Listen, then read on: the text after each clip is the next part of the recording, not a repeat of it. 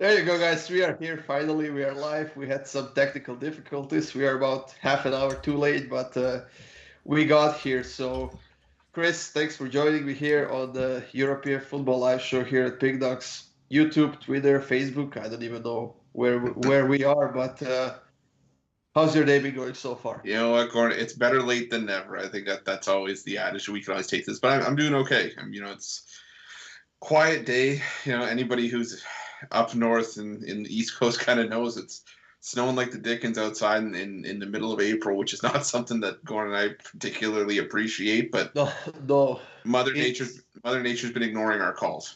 It's snowing like it's December here, like it's gonna be Christmas tomorrow for the love of God. And it's like 4 degrees outside.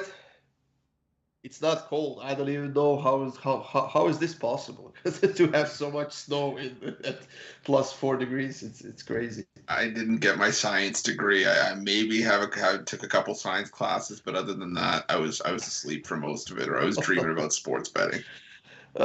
Did you bet any soccer today, Chris?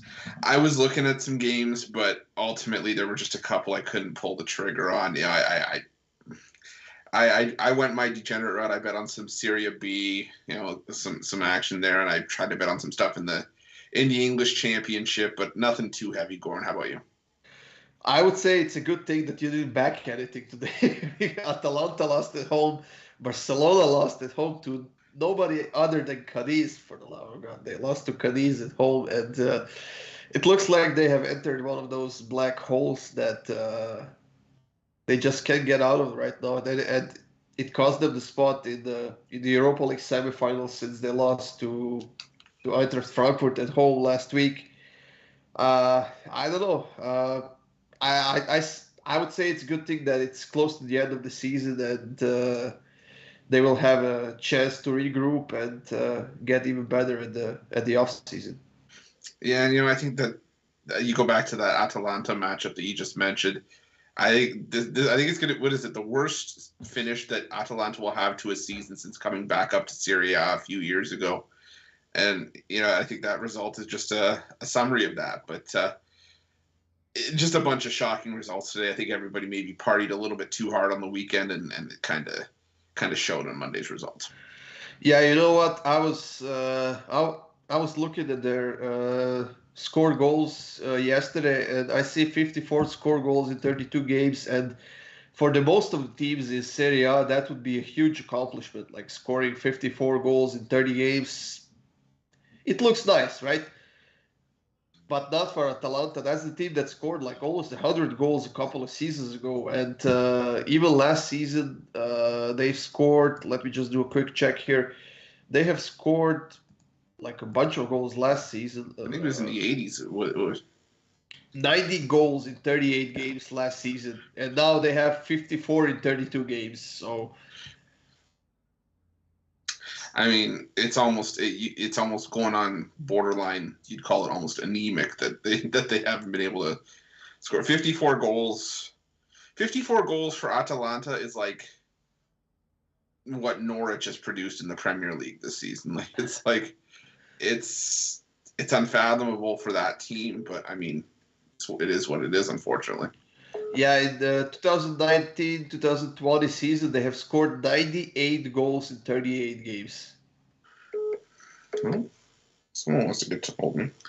Somebody's calling you. Somebody's trying to get a hold of me. No, but you know what? It's again, it's just been a massive step back, and you have to wonder if there's going to be some managers or anything on the hot seat. I mean, and that's crazy to say for a team that's 8th or 9th place in Serie A, but considering the expectation that Atalanta has had, this is a team that's been in the Champions League a couple times in the last few years, and Verona.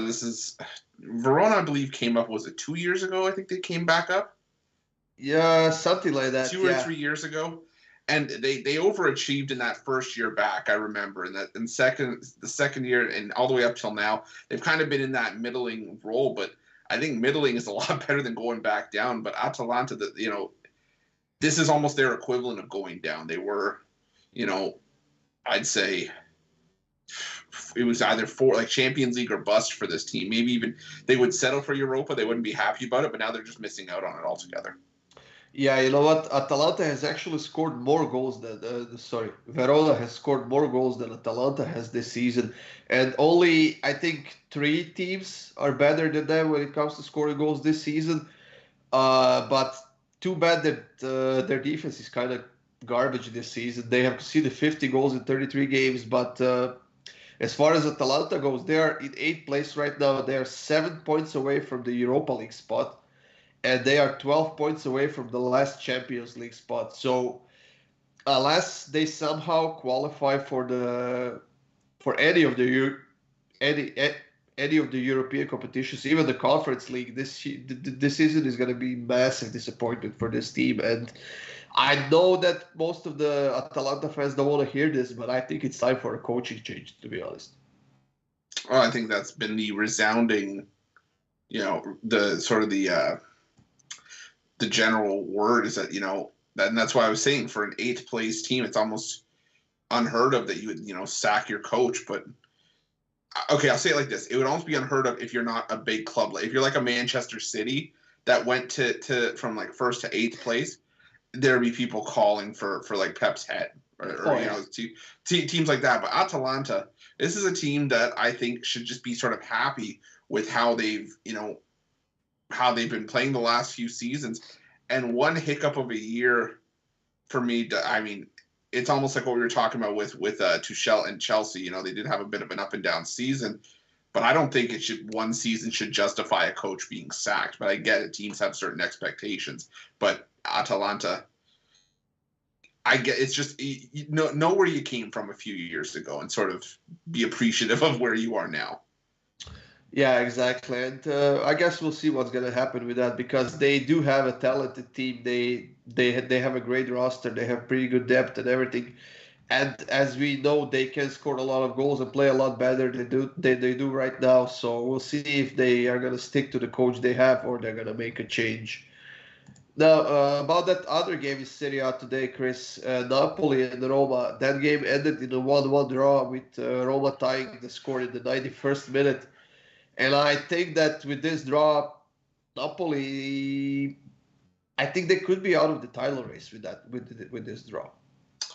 I mean, it's first off, that's one of those games. If I had bet the draw, which I was strongly leaning towards betting, it would have finished 1-0, and that equalizing goal would have came. So if you bet on the draw, you better thank me for not betting on it. I'm just saying. But no, but you know what? I think it's just the unfortunate truth, Goran, like you said, is that Napoli were playing so well, and it almost looked like for a time they would maybe still be able to challenge. But like you said, now they're starting to fall out of form. There's still let me see. I'm just trying to pull up the live table here. Sean says, "Good afternoon, Everton and Gora."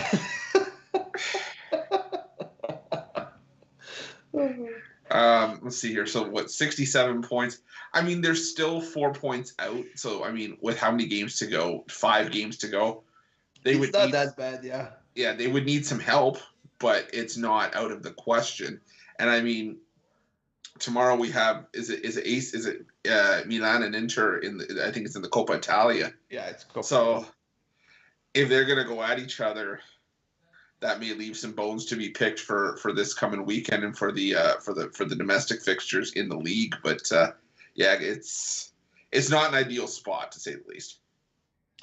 Yeah, it is not. And Napoli was the team that had the best defense in the league for pretty much the entire first half of the season. But in the second half of the season, that has totally disappeared. They have now conceded 27 goals, which it's not that many though, but it is too many if they want to win the title because they are not scoring as effective as they did in the first half of the season. And I mean, like you said, anything is still possible. There's still like 15 points left in play to be won this season. But just look up their schedule. Let me find the schedule and see who they play until the end of the season. like you said, that Coppa Italia matchup between Inter and Milan could go their way, to be honest. But Napoli is playing against Sassuolo at home, and Sassuolo has been like destroying those big teams this season, and they're playing Torino on the road, Genoa, Spezia, and Empoli. So I would say that at least three of those five games they would need to win to give themselves a chance at the title. But I don't know. We'll see. Yeah, I mean, the one that's kind of shocking to me, and I know I'm probably going to get a little bit of flack for saying this, but Juventus, this is a team that scored the fewest amount of goals of any team in the top half of Serie A. Yeah. And, they're still, let me see here, they're still they're tied for third in terms of fewest goals allowed this season. And I mean, I know they're in fourth right now. They're 63 points. They're pretty much out of the title race.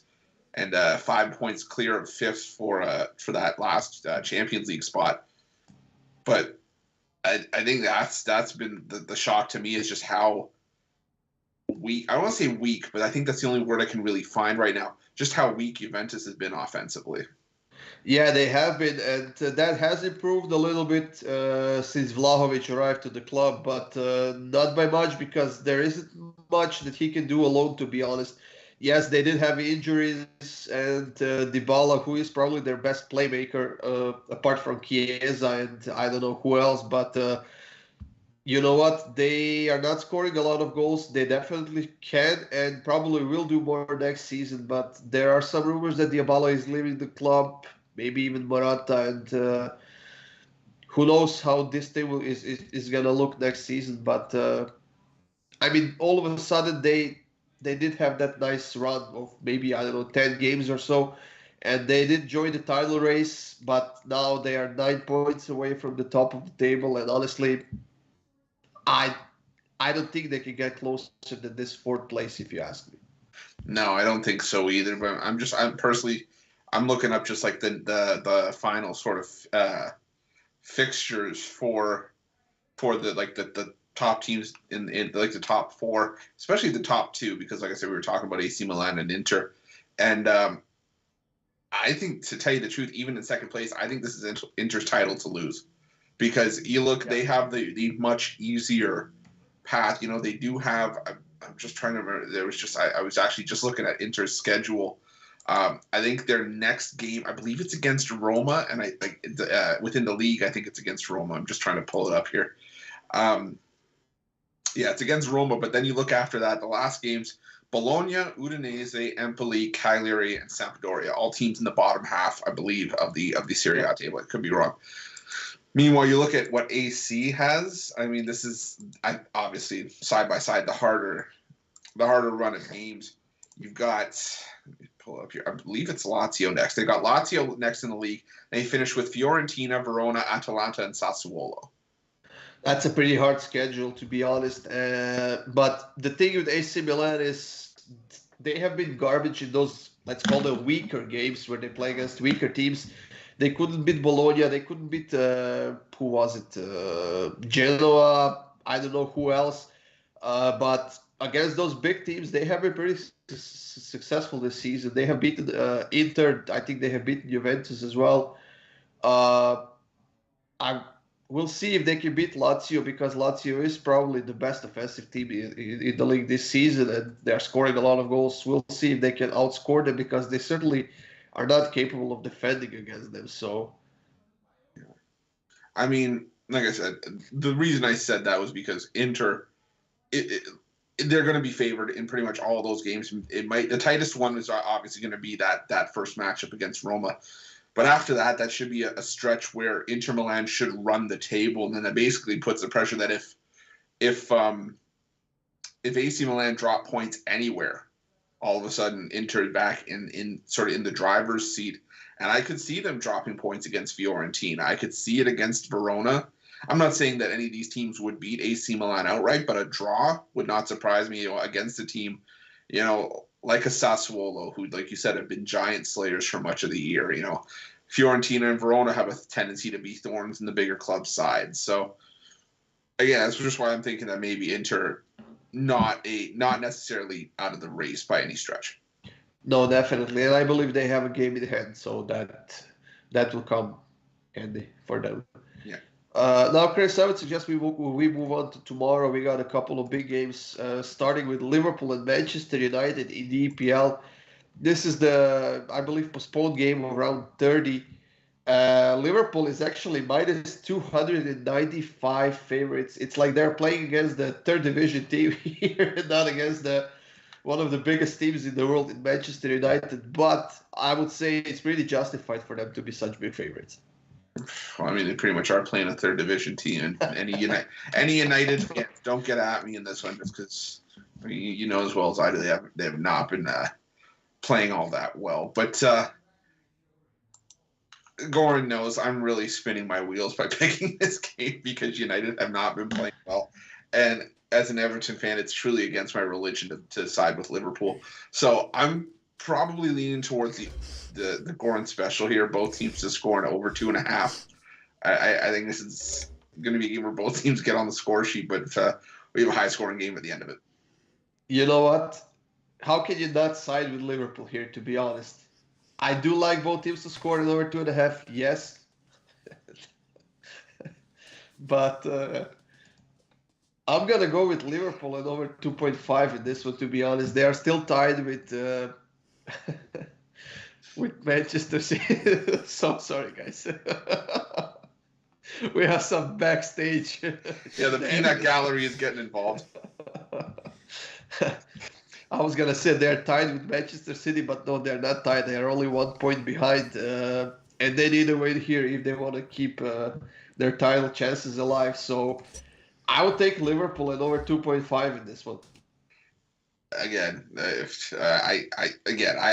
Liverpool probably wins this game, sure, but I don't want to admit that with a straight face, and I should probably be wearing blue for this show, considering that's what we're talking about. But again, I think both teams to score over 2.5. I do think that as poorly as United have been playing, they're capable of stealing one here, and I think I'm leaning towards a 3-1. I don't want to say the name. I was going to say something, but it might get us flagged. So I'll say the red. You know what? I think win it 3-1. So Liverpool and both teams to score at plus 170. That's the money for tomorrow, I'd say. That's not bad. That's not a bad option. Again, if you like a correct score prop, you're getting 3-1 Liverpool at plus 1100. I think you could probably take a punt on that, or even 2-1. But I think that's the way to go on this one. Who are you taking in Inter Milan, that Coppa Italia semifinals? That's the second leg, actually. The first one ended in a 0-0 draw. It was quite a boring game. I mean, there's not much to say about these two teams. They are in the same stadium, so there's no really home field advantage for anyone here. Do you think this one goes to penalties, maybe? I was just going to say, I think it is going to be tied after 90 minutes. I think we could have 1-1 here. Who lifts the trophy? It's anyone's guess, but I will say this: it is the semifinals, though. Oh, sorry. I should say who qualifies. My bad. I misspoke. Whoever advances out of this, if Inter advances out of this, I will place a bet that they win Serie A, because I think that's going to be the momentum that they need to really stick it to AC. But yeah, Goran, I think this one's going to be tied after 90 minutes. I would probably lean towards the draw. Yeah, and surprisingly, I would expect a bit lower price on the draw. It's plus 235 plus 235 right now. I would expect it to be around plus 190 or maybe plus 200 at the most. But I mean, over 2.5 plus 106, so which means that the bookies are not expecting the goals here. And seeing how the first leg ended in a 0-0 draw, and AC Milan is not scoring a lot lately, so I would give it a shot with the draw, and just because I like AC Milan more than Inter, I'll take Milan to qualify. Yeah, I mean, again, I think I'm stuck in my ways on the draw. I just think this is going to be, like I said, a lower scoring game, but I do at the end of 90 minutes expect it to be all square, and for an AC Milan and Inter Milan tie, like a fixture, I wouldn't expect anything different, to be honest. Yeah, I mean the second one is Juventus Fiorentina. Honestly, if you asked me about maybe I don't know, 2-3 weeks ago, who to take. I would go with Juventus in that one, but Fiorentina is doing surprisingly well in that in the Serie A right now. So I'm not sure they could be just written off that easily in that game. But Chris, we are coming to the end of our show here. How about you and I post a parlay for tomorrow? I think we could do that. 2-leg, 3-leg? What are you up for? Surprise me. I'll come up with something. We got 3 LaLiga games. We got German DFB Pokal matchup tomorrow. We got that Coppa Italia game. We got EPL matchup. So maybe we'll just stick with the 2-leg. I did find a play that I do like. Let's go with the double then. All right, so the double, I'm gonna go with the game we just talked about. I'm gonna go with Liverpool and Manchester United, both teams to score and over 2.5. I think, like I said, even the reason I take that is just in case Liverpool were somehow get stunned. We've already seen midweek early week upsets already this season. I'm not saying that would be one of them, but just to cover ourselves off, both teams to score and over 2.5. United will be without Cristiano Ronaldo tomorrow. I'm not sure if that changes your mind or anything. I like it even more. I can respect that. I think they're still trying to look for the kid's phone in the 12th row. Yeah. You know what? I will go with. Let me see what it is here. Okay, you said BTTS and over in this one. I will go with Fulham and Preston. I will take Fulham team total over 1.5. Do you know what you want to know? Something that's funny. I was literally about to say to you, let's make this a 3-leg, and I was going to add Fulham team total over 1.5. So this double will get you to plus 219, which is not bad at all, eh? No, not at all. It's a winner, Chris? I think so. I think it's good. Anyways, I would say that's it for today's show, Chris. We will record some videos later on. There we go. Make sure you hit that like button, guys, and we'll be back tomorrow, hopefully on time, 4:30 p.m. Eastern. Same lineup. Mitch in the backstage, maybe. So. And hopefully we get some outro music too, maybe. Yeah. There you have it, guys.